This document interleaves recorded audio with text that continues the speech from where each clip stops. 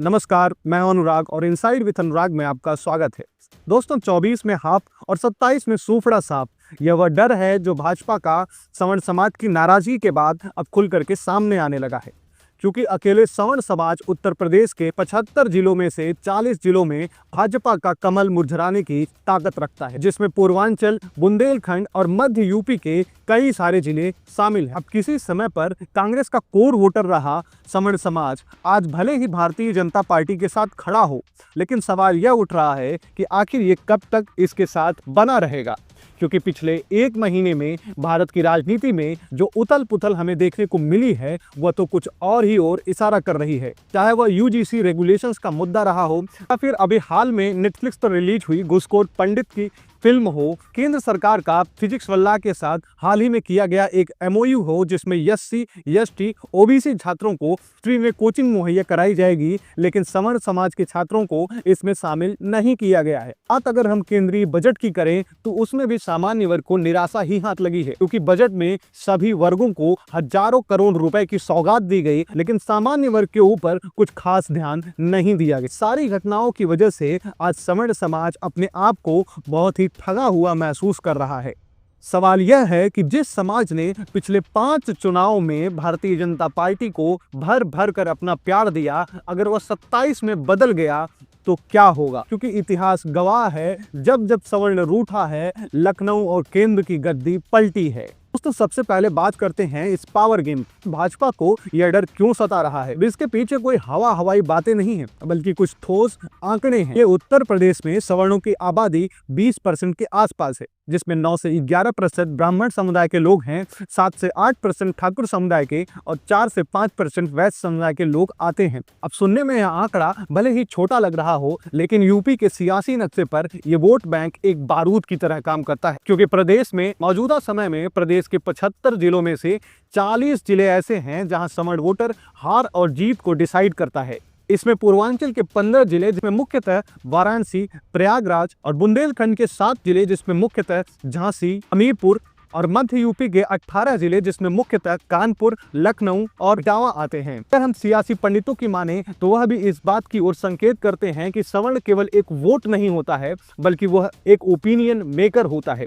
गांव में लगने वाली चौपाल हो या शहर में चाय की दुकान हो, जब एक मुखर सवर्ण अपनी आवाज को बुलंद करता है, वह ओबीसी और दलित समाज के बहुत से लोगों को अपनी ओर प्रभावित करने की क्षमता रखता है। 2014 से लेकर के 2022 तक के CSDS के आंकड़ों को देखें तो वहां से हमें साफ पता चलता है कि 70 से 80% सवर्णों ने भारतीय जनता पार्टी को आंख मूंद कर वोट दिया था। 2024 के लोकसभा चुनाव में कथित तौर पर सिर्फ ठाकुरों की नाराजगी से 18% सवर्णों का वोट महागठबंधन की ओर शिफ्ट हो गया, और जिसका परिणाम यह हुआ कि कभी उत्तर प्रदेश में क्लीन स्वीप करने वाली भारतीय जनता पार्टी 37 सीटों पर ही सिमट गई, जबकि महागठबंधन 43 सीटों तक पहुंच गया।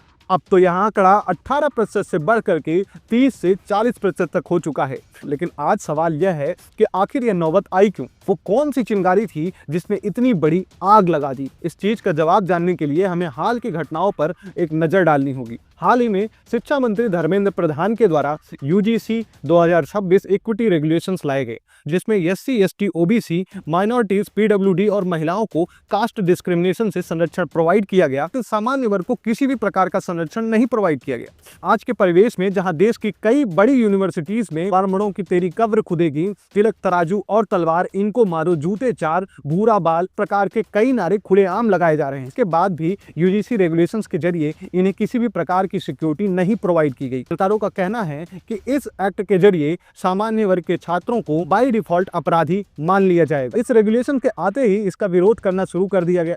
गुस्सा इतना ज्यादा बढ़ गया था कि नरेंद्र मोदी हो या अमित शाह हो, इनके पुतले जलाए जाने लगे थे, पुतलों को जूतों से मारा जाने लगा था और इनके खिलाफ नारेबाजी भी की जाने लगी थी। इसके बाद जो दूसरी घटना थी वो हाल ही में नेटफ्लिक्स पर आई हुई घूसखोर पंडित की फिल्म थी, जिसमें विशेषकर ब्राह्मण समुदाय के लोगों में एक गुस्सा भर दिया। ब्राह्मण समुदाय का कहना था कि इस फिल्म के पोस्टर और टाइटल के जरिए ब्राह्मणों को भ्रष्ट दिखाया जा रहा है। उनका यह भी कहना था कि क्या जिस डायरेक्टर और जिस एक्टर ने इस तरीके की फिल्म बनाई है, क्या वो कभी घुसखोर मौलाना या घुसखोर मौलवी या फिर किसी अन्य जाति या धर्म के आधार पर ऐसी फिल्में बना सकते हैं।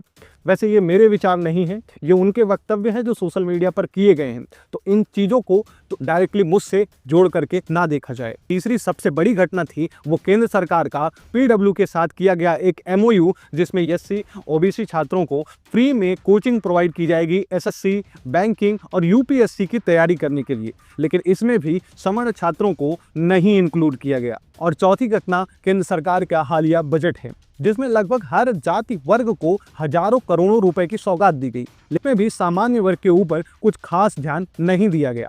इन्हीं सारी घटनाओं को लेकर के आज सामान्य वर्ग अपने आप को ठगा हुआ महसूस कर रहा है। वह साफ साफ सरकार से यह सवाल पूछता है कि आखिर यह दोहरा मापदंड हमारे ही समाज के साथ क्यों किया जा रहा है।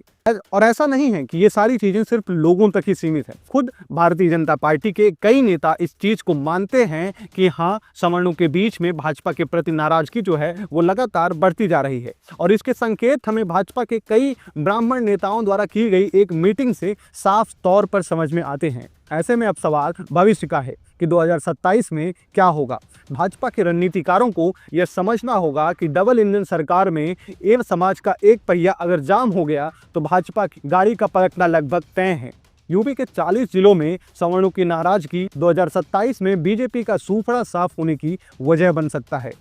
दोस्तों, इस पूरे वीडियो में आपकी जो भी राय हो उसे कमेंट सेक्शन में दें। इस वीडियो को लाइक करें, चैनल को सब्सक्राइब करें और इसे शेयर करें। धन्यवाद।